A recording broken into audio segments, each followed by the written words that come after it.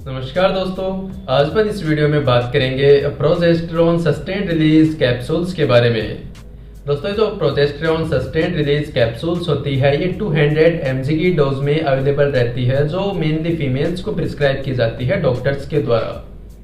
तो आखिर कौन कौन सी कंडीशंस में प्रिस्क्राइब की जाती है, कौन कौन सी डिजीज कंडीशंस अपने शरीर में ये ठीक करती है और कितनी डोज में किस टाइम पे लेनी चाहिए, क्या इसके दुष्प्रभाव हो सकते हैं, इन सारी बातों की जानकारी आज अपन इस वीडियो में लेंगे। दोस्तों, ये जो प्रोजेस्टेरॉन सस्टेन रिलीज कैप्सूल्स होती है ये एक प्रकार से फीमेल्स के शरीर में प्रोजेस्टेरॉन हार्मोन जैसा ही वर्क करती है। जो प्रोजेस्टेरॉन हार्मोन होता है वो फीमेल्स की बॉडी में नेचुरली प्रेजेंट होता है, जो कि गर्भाशय की जो लाइनिंग होती है, यूट्रस की जो लाइनिंग्स होती है जिसको एंडोमेट्रियम बोला जाता है, उसको नॉर्मल बना के हेल्दी बनाने का काम करती है, नॉर्मल मेंटेन करने का काम करती है। नॉर्मल लेवल में प्रोजेस्टेरॉन होने से प्रेगनेंसी भी हो सकती है, नॉर्मल मेंस्ट्रुअल साइकिल्स होती है, रेगुलर मेंस्ट्रुअल साइकिल्स होती है, कोई भी जैसे मेंस्ट्रुअल साइकिल के दौरान पेन वगैरह, हेडेक या फिर एब्डोमिनल क्रैम्प्स ऐसे सिम्टम्स नहीं आते। लेकिन जब प्रोजेस्टेरॉन लेवल का हार्मोन डिक्रीज हो जाता है तो इनफर्टिलिटी के चांसेस देखे जाते हैं, मतलब प्रेगनेंसी अचीव नहीं हो पाती। अगर प्रेगनेंसी अचीव हो जाती है तो 6 वीक, 8 वीक या फिर 20 वीक्स तक ये अपने आप अबॉर्ट हो जाती है, अबॉर्शन हो जाता है, मिसकैरेज के चांसेस ज़्यादा देखने को मिलते हैं। इसके अलावा अगर किसी के प्रोजेस्टेरॉन कम होता है तो ओव्यूलेशन नहीं हो पाता, मेंस्ट्रुअल साइकिल्स नॉर्मल नहीं रह पाती, या फिर इरेगुलर मेंसेस होते हैं, ब्लीडिंग फेज ज़्यादा रहती है, ऐसे काफ़ी समस्याएं देखी जाती है। तो दोस्तों, ये जो प्रोजेस्टेरॉन सस्टेन रिलीज कैप्सूल्स होती है 200 mg में, अगर किसी के प्रोजेस्टेरॉन हार्मोन डिक्रीज रहता है शरीर में तो उनको बाहर से प्रोजेस्टेरॉन हार्मोन दिया जाता है, ये प्रोजेस्टेरॉन सस्टेन रिलीज कैप्सूल्स के रूप में। ये जो कैप्सूल्स होती है ये फीमेल्स को दिया जाता है, जो कि खाना खाने के टाइम पे लेनी होती है डॉक्टर के बताए गए डोज के अनुसार, ताकि ये जो प्रोजेस्टेरॉन का जो हार्मोन का लेवल है वो नॉर्मल मेंटेन करके रखता है, जिसकी वजह से अगर किसी को इनफर्टिलिटी की शिकायत है, इनफर्टिलिटी मतलब बांझपन, प्रेगनेंसी अचीव नहीं हो पा रही, अगर किसी की प्रेगनेंसी अचीव हो रही है लेकिन बार बार अबॉर्शन हो रहे हैं, मिसकैरेज हो रहे हैं, तो उनको ये दवा प्रिस्क्राइब की जाती है डॉक्टर्स के द्वारा। ये जो प्रोजेस्टेरॉन सस्टेन रिलीज कैप्सूल्स होती है प्रोजेस्टेरॉन की तरह ही काम करके जो एंडोमेट्रियम होती है, गर्भाशय की इनर लाइनिंग, यूट्रस की इनर लाइनिंग, उसको नॉर्मल हेल्दी और मेंटेन बनाने का काम करती है, ताकि प्रेगनेंसी अचीव हो पाए और प्रेगनेंसी टोटल 9 मंथ्स तक हेल्दी चल पाए। तो दोस्तों, ये मेनली तो इनफर्टिलिटी, मिसकैरेज, अबॉर्शन के लिए दी जाती है। इसके अलावा अगर कोई फीमेल है जिसके एमिनोरिया की शिकायत है, एमिनोरिया मतलब अगर कोई नॉर्मली फीमेल्स में 13 इयर्स तक की एज में मेंसेस आ जाने चाहिए, मेंस्ट्रुअल साइकिल स्टार्ट हो जानी चाहिए, जिसको मेनार्की के नाम से जाना जाता है। अगर किसी फीमेल्स के 16 इयर्स तक या फिर 17 इयर्स तक मेंस्ट्रुअल साइकिल स्टार्ट नहीं हो पाती है तो उस कंडीशन में भी ये जो सस्टेन रिलीज कैप्सूल्स होती है प्रोजेस्टेरॉन की, ये दी जाती है। और ये जो एमिनोरिया होता है, मतलब 16-17 इयर्स तक मेंस्ट्रुअल साइकिल स्टार्ट नहीं होती है तो उसको एमिनोरिया के नाम से जाना जाता है।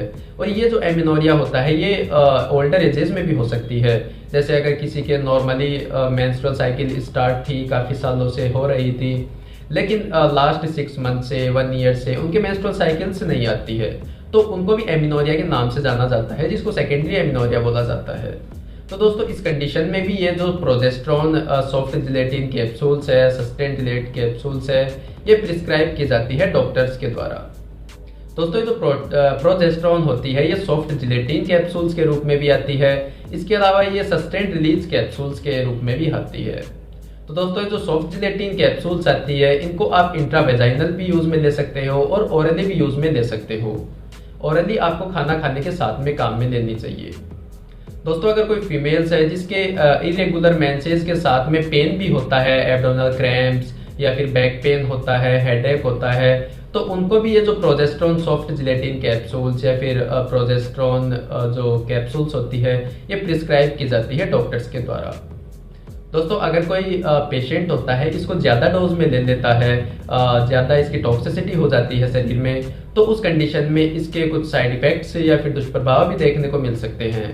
जैसे ज़्यादा साइड इफ़ेक्ट्स होने की वजह से ब्रेस्ट में पेन होने लग जाना, एब्डोमिनल क्रैम्प्स आना, हेडेक होना, बैक पेन होना, इसके अलावा डायरिया हो जाना, भूख कम लगना, नोजिया वोमिटिंग जैसी शिकायत देखने को मिल सकती है, एलोपेशिया मतलब बाल उड़ने की शिकायत देखने को मिल सकती है।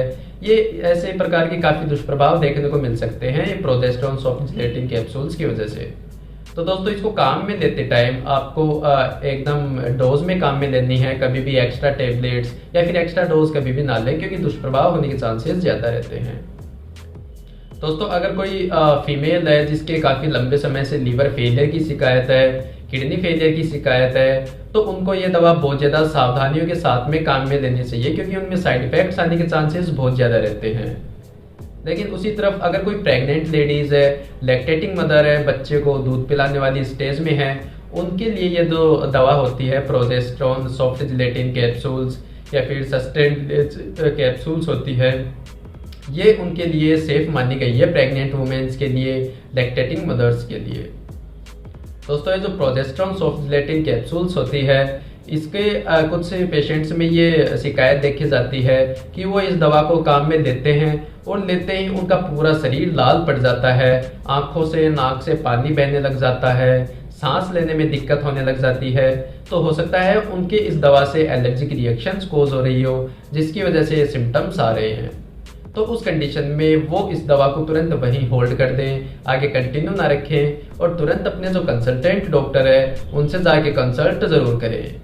अगर आप ऐसा नहीं करते हैं, दवा को फिर भी कंटिन्यू ही रखते हैं, तो ये दवा आपके शरीर में एनाफाइलेटिक रिएक्शंस भी कोज कर सकती है, जिसकी वजह से आपके लिए जानलेवा भी साबित हो सकती है। तो ऐसा बिल्कुल भी ना करें।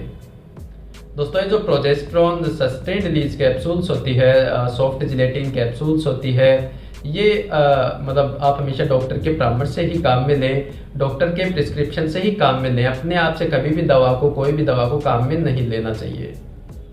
दोस्तों ये जो प्रोजेस्टेरोन सॉफ्ट जिलेटिन कैप्सूल्स होती है, ये काफ़ी डोजेज में भी अवेलेबल रहती है, 200 mg, 100 mg या फिर 500 mg। तो अकॉर्डिंग टू जो पेशेंट होता है, उसकी कंडीशन होती है, उसकी सीवियरिटी के हिसाब से ये डोज निर्धारित की जाती है कि कितनी देनी है डोज और कितनी नहीं देनी। वो आपके जो डॉक्टर्स होते हैं वो ही डिसाइड करते हैं अकॉर्डिंग टू डिजीज सीवियरिटी। दोस्तों ये जो प्रोजेस्टेरोन सॉफ्ट जिलेटिन कैप्सूल्स होती है या सस्टेन्ड रिलीज कैप्सूल्स होती है, इसकी इन्फॉर्मेशन आपको थोड़ी भी इन्फॉर्मेटिव लगी हो, थोड़ी भी नॉलेजेबल लगी हो, तो वीडियो को लाइक एंड कमेंट जरूर कर दें, चैनल को सब्सक्राइब करना ना भूलें। Thank you.